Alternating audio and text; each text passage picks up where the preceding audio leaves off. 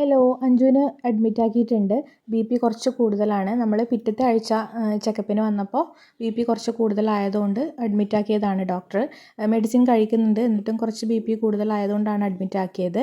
അപ്പോൾ ഡെലിവറി ഒക്കെ ഏകദേശം അടുക്കാറായി. കുട്ടിക്ക് ഇപ്പോൾ ആവശ്യത്തിനുള്ള തൂക്കം ഉണ്ടെന്ന് ഡോക്ടർ പറഞ്ഞിട്ടുണ്ട്. അപ്പോൾ നമുക്ക് റൂമൊക്കെ കിട്ടി. നല്ല റൂമാണ്, നല്ല ക്ലീൻ ഉണ്ട്. പിന്നെ ബാത്റൂമൊക്കെ നല്ല ക്ലീൻ ഉണ്ട്, നല്ലതുണ്ട്. അനാമയ ഹോസ്പിറ്റലിൽ അങ്ങനെ വൃത്തികേടൊന്നുമില്ല, നല്ല ക്ലീനാണ്. ഇവിടുത്തെ സിസ്റ്റർമാർ നല്ല കെയറിങ് ആണ്. നമ്മുടെ റൂം നമ്പർ 231 സെക്കൻഡ് ഫ്ലോറിലാണ്.